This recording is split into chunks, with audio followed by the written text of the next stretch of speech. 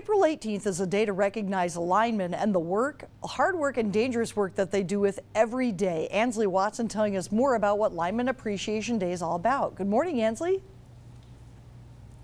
Good morning, Vicki. It's a great day to go out and thank a lineman for sure. Joining me this morning is Tom Harrell, and he's the CEO for Alger Delta Electric Cooperative. Thank you so much for being with us this morning. You're welcome. So, I mean, being a lineman is a very physically and mentally taxing job. What does it mean to be a lineman exactly? Well, it can be a very exciting and rewarding career choice, and it's physically and mentally demanding. It's a kind of a job that requires a person to be engaged all the time, and there's a lot of different opportunities and things that they encounter on a day-to-day basis, so it keeps the job exciting.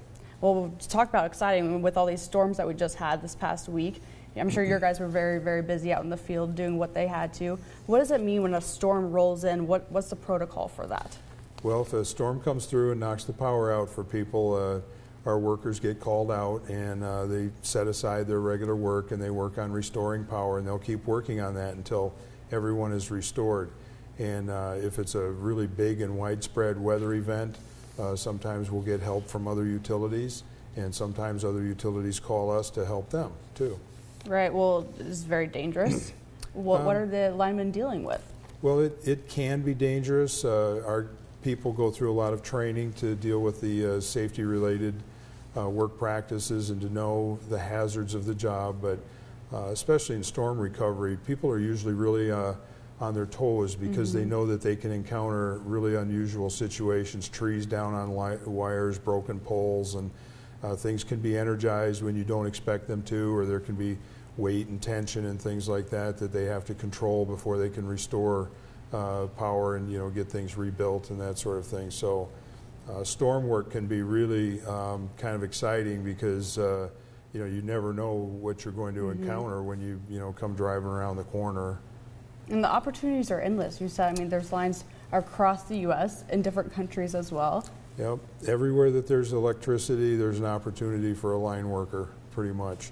And there's many different levels in the business as well. You can work on transmission lines, those big towers and structures that you see, marching across the plains and the fields, and also the distribution system, which are the poles and wires you see driving down the street, right on the edge of the street that, serve right into people's homes and businesses. So all of those different parts of the system represent different opportunities for the line workers in the business. I'm curious for myself, you see these guys climbing up poles, there's obviously training that goes into that. They're obviously looking for something. What is, I guess, the training course for them? Well, when people go into the line trades, they'll go through a 4-year apprenticeship program that's sponsored by their employers or maybe the union or the contractor they work for. And so there's many hours of on-the-job training. There's classroom instruction, and there's special instruction they have to have on the safety-related work practices and the hazards that they could be exposed to on the job. So, yeah, a lot of training, a lot of practice, and they work under the tutelage of more experienced journeyman line workers to make sure that they're working safe and they're learning the skills and the parts of the trade that they need to be successful and to get their job done every day and go home safe to their family. All right, great. Tom, thank you so much. We'll have more details for you later in the hour, so stay with us. Reporting live, Marquette, Ansley Watson, TV6 News. Thank you very much, Ansley. And as we get started for the day last week, those folks were so busy, and they're still busy doing cleanup and fixings. Right. So you might want to thank a lineman today, as it's National Lineman Appreciation Day. Ansley joins us again to tell us about all the work these men and women do. Good morning again, Ansley. Good morning, Andrew. Well, we are continuing our conversation with Tom Harrell. He is the CEO for the Alger Delta Cooperative. Good morning. Good morning. So simply, how can we celebrate line workers today? Well, that's an interesting question.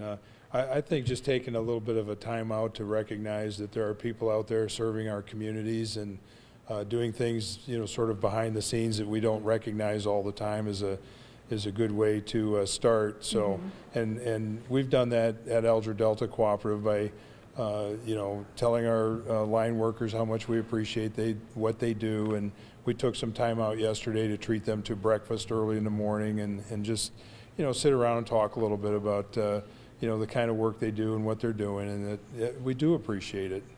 I'm sure they just absolutely love that. I mean, it's a lot of hard work going into it. You've been in this industry for years. You're actually a lineman for, you said 13 years you're on the line. Yeah. What is it when you're up there that people probably just don't even realize what you do? Well, a lot of times when you're out working, I think people don't realize that what's going on out there is activity that's really designed to serve the community and keep the economics moving and just do so much more. People take electricity for granted. I think we all do to some extent. So, but the line workers are out there making sure that the system is up and working as it should to provide good quality power and all of that sort of thing, so that we can live our life without thinking much about energy or about where is this electricity coming from anyway. And I think they take a lot of pleasure in doing that. And I would like to say one other thing, and it's if there's one way you can show that you appreciate line workers, it's by giving them food. Really? That seems to be a pretty good motivating factor in most cases. Any specific types of food? Oh, cookies, cakes, breakfast, that's all good stuff. So. We'll have to keep that in mind. Now, I was thinking with there's the overhead lines, obviously, and the underground lines we were talking earlier. Is there a difference when it comes to working on those, a harder trade?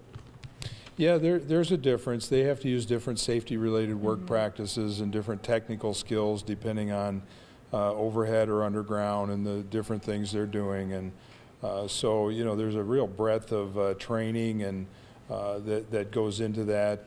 But it's important for them to keep their skills up so that the quality of their work is what keeps the system running. And so we're very confident in the guys we have and the other ones that work at other utilities that those technical skills are there and developed over many years, and they use those skills to ensure that the quality of the work is good quality work and makes the system function well.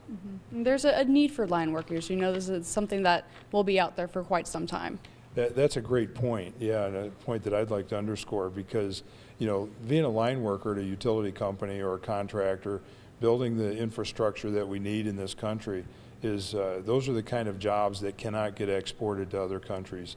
No utility is going to get rid of all of their line workers and use people in other countries to do that kind of work. These are great trade jobs that pay well, and they're very rewarding, and those are jobs that are here to stay as long as we use energy. Tom, thank you so much for being with us this morning. Really appreciate it. Reporting live in Marquette, Ansley Watson, and we'll be back with more of your TV6 Morning News after the break.